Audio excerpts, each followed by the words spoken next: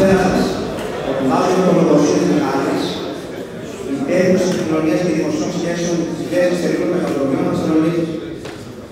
Ο ρόλος μου σήμερα είναι να σας καλωσορίσω εκ μέρους του ΔΣ της ΛΕΚ στην πρώτη εκδήλωσή μας με τίτλο «Μισός αιώνας δράσης και προσφοράς», που θα ακολουθήσουν κι άλλοι μέσα στη χρονιά, επίσης προσκεκλημένοι της Πανελλήνιας Ομοσπονδίας Ειδικών Δυνάμεων, κύριοι αξιωματικοί, κυρίες και κύριοι μέλη και φίλοι της ΛΕΚ Θεσσαλονίκης, καλώς ήρθατε.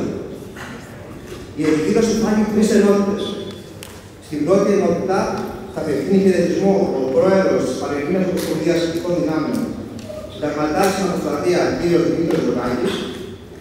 Θα ακολουθήσει σύντομος χαιρετισμός του Προέδρου της ΛΕΚ, Αθανάσου Κοβίτσα, και αμέσως μετά θα γίνει προβολή του Αρχοσκοπού Υπουργού με τις σπουδαιότερες εκδηλώσεις της ΛΕΚ. Στη δεύτερη ενότητα θα τιμηθεί η μνήμη του Έλληνου του Αντιστρατήγου Κωνσταντίνου Μάλαμα και θα απονεμηθούν τιμητικοί έπαινοι στρατιωτικά μέλη από το Μάρτιο του 1974 έως τον υπογραφή του καταστατικού μας 9 Οκτωβρίου του 1985. Στην τρίτη ενότητα θα απονεμηθούν τιμητικές πλακέτες σε πρόσωπα της πολιτείας και της τοπικής αυτοδιοίκησης που στάθηκαν στο πλευρό της λέσχης όλα αυτά τα χρόνια. Παρακαλώ πολύ να προσέχει στο βήμα πρόεδρος της Πανελλήνιας Ομοσπονδίας Ειδικών Δυνάμεων, συνταγματάρχης στην Αποστρατεία, κ. Δημήτρης Ζωγάκης.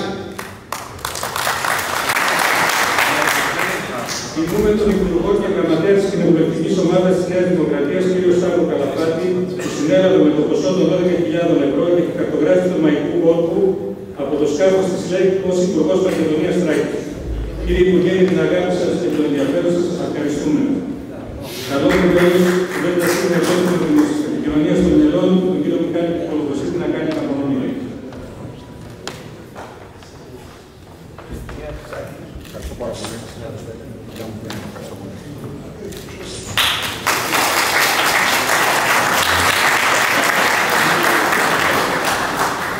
Ευχαριστώ θερμά. Καλό βράδυ.